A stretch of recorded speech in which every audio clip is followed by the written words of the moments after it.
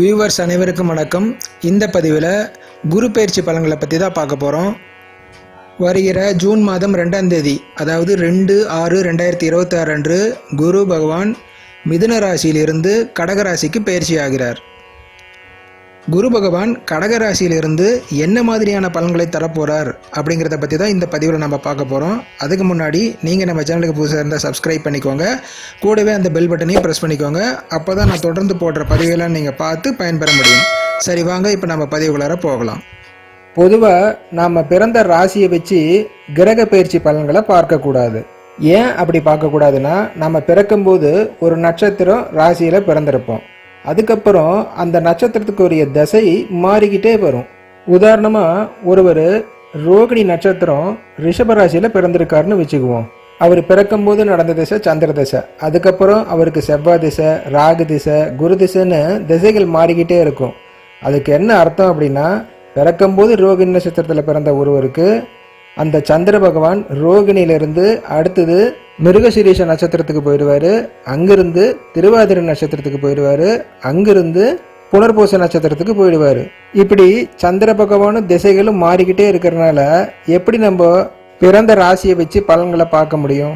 அதனால தான் லக்னத்தை வச்சு பலனை பார்க்கணும் அப்படின்னு நான் சொல்ல வரேன். ஒவ்வொருவரும் உங்களுடைய ராசி கட்டத்தில் பார்த்தீங்கன்னா லா அப்படின்னு ஒரு இடத்துல போட்டிருக்கும் 12 கட்டங்களில், அதுதான் உங்களுடைய பிறந்த லக்னம். உங்கள் லக்னத்துக்கு குரு பகவான் எந்த இடத்துக்கு வராரு, என்ன மாதிரியான பலனை செய்ய போறாருங்கிறது தான் இங்கே நான் பலனாக சொல்லியிருக்கேன்.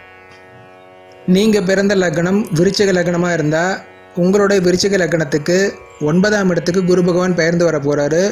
9ஆம் இடத்துக்கு வரக்கூடிய குரு பகவான் என்ன மாதிரியான பலன்களை தரப்போகிறாரு அப்படிங்கிறத நீங்கள் தெரிஞ்சுக்கிறதுக்கு முன்னாடி நீங்கள் ஒரு விஷயத்தை நல்லா புரிஞ்சுக்கணும். இந்த குரு பயிற்சினால் உங்களுக்கு பலன் கிடைக்கணும் அப்படின்னா கண்டிப்பாக உங்கள் ஜாதகப்படி தற்சமயம் உங்களுக்கு குருவினுடைய தசையோ புத்தியோ அந்தரமோ நடக்கணும். அப்படி நடந்தால் தான் குரு உங்கள் ஜாதகத்தில் எந்த பாவங்களை தொடர்பு கொண்டிருக்காரோ அது சம்பந்தமான விஷயங்கள்லாம் நடக்கும். அது மட்டும் இல்லாமல் குரு பகவான் வருகிற ஜூன் 2ஆம் தேதி மிதுன ராசியிலிருந்து கடகராசிக்கு வராரு. இந்த கடகராசி உங்களோட லக்னத்துக்கு எத்தனாம் வீடு அப்படிங்கிறத பார்க்கணும். அது சம்பந்தமான பலன்களையும் அவர் தருவார். உங்களுடைய ஜாதகப்படி தற்சமயம் உங்களுக்கு குருவினுடைய தசையோ புத்தியோ அந்தரமோ எதுவும் நடக்கலை அப்படின்னா இந்த குரு பயிற்சினால் உங்களுக்கு சாதகமோ பாதகமோ எதுவும் நடக்காது. லக்னத்துக்கு 9ஆம் இடத்துக்கு குரு பகவான் பெயர்ந்து வராரு. 9ஆம் இடத்துக்கு வரக்கூடிய குரு பகவானால் உங்களுக்கு தெய்வ கடாட்சம் கிட்டும். ஜீவகாருண்யம் செய்யக்கூடிய செயல் உங்கள் மனசில் உதிக்கும். தியாகம், தர்ம சிந்தனை இதெல்லாம் அதிகரிக்கும். உங்களுடைய உள்ளுணர்வு தெய்வீகமாக இருக்கும். நீங்கள் வேலை செய்கிற இடத்துல ரொம்ப விசுவாசமாக இருப்பீங்க. தொழில் சார்ந்த விஷயங்களில் ஒழுங்குமுறைப்படுத்துவீங்க. எந்த ஒரு விஷயத்தையும் பெருந்தன்மையாக பார்ப்பீங்க. முன் யோசனையோடு செயல்படுவீங்க. உங்களுக்கு நீண்ட பயணம் ஏற்படும். சிலருக்கு வெளிநாடு சுற்றுலா போக வாய்ப்பு கிடைக்கும். இம்போர்ட் எக்ஸ்போர்ட் பிஸ்னஸ் பண்ணுறவங்களுக்கு இது ரொம்ப நல்ல நேரம். லாபம் பல மடங்கு கிடைக்கும். நீண்ட நாளாக பரம்பரை சொத்தை அனுபவிக்க முடியாத தடைகள் ஏற்பட்டிருக்கும். அந்த தடைகள்லாம் நீங்கி பரம்பரை சொத்து உங்களுக்கு வந்து சேரும். கல்லூரி படிப்பை தொடங்குறவங்களுக்கு நீங்கள் விரும்பிய பாடத்தில் விரும்பிய கல்லூரியிலேயே உங்களுக்கு சீட்டு கிடைக்கும்.